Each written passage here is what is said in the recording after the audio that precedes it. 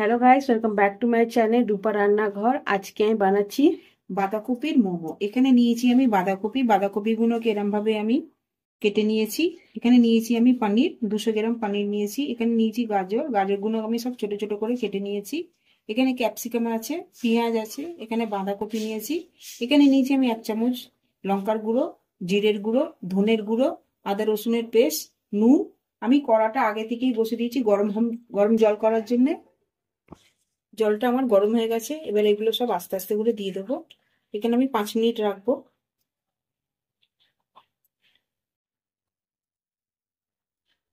এখানে আমি ঢাকা দিয়ে দিচ্ছি।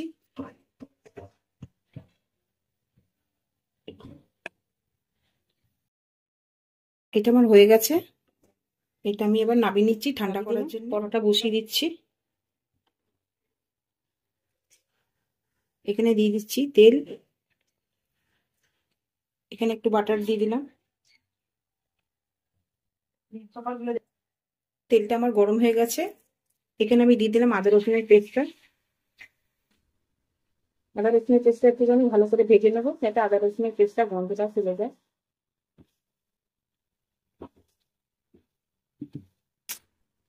আদা রসুনের পেস্টটা আমার গন্ধটা চলে গেছে। এবার দিয়ে দিলাম আমি পেঁয়াজটা। পেঁয়াজটা একটুখানি ভাজা ভাজা করে নেবো।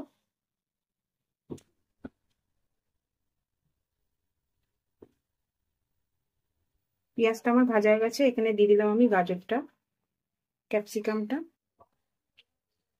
এখানে বাঁধাকপিটাও দিয়ে দিচ্ছি।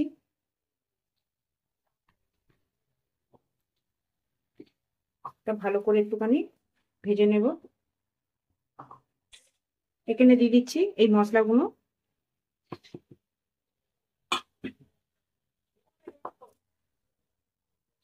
এখানে আমি পনিরটাও দিয়ে দিলাম।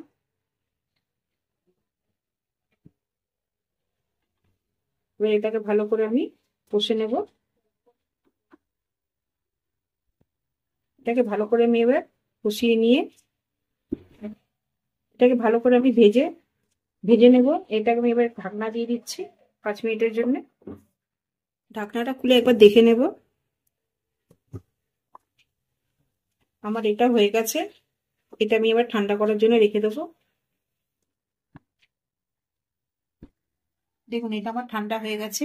এবার একটা একটা করে আমি মোমো সেভ করে নেবো। এখানে নিয়ে নিলাম আমি কিছুটা, এখানে রেখে দেবো।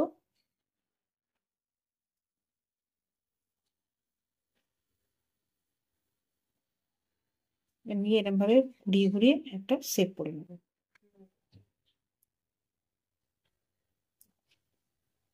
দেখুন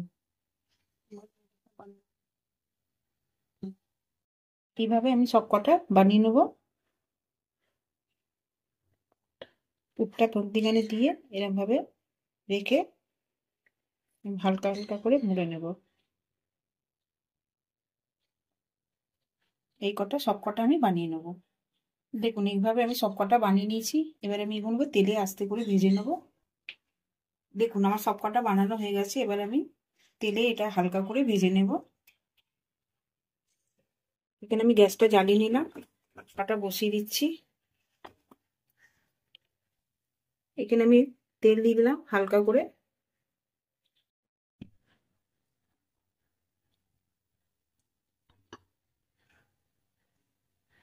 এবার আমি এগুলো ভেজে নেবো।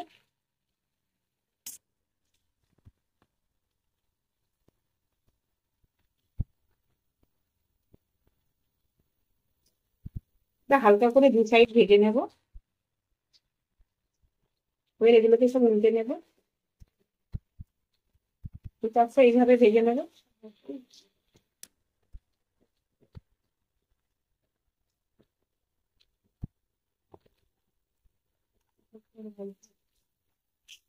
এটা আমার হয়ে গেছে। এগুলো এবার আমি সব তুলে নিচ্ছি। এইভাবে আমি সব কটা ভেজে নিচ্ছি।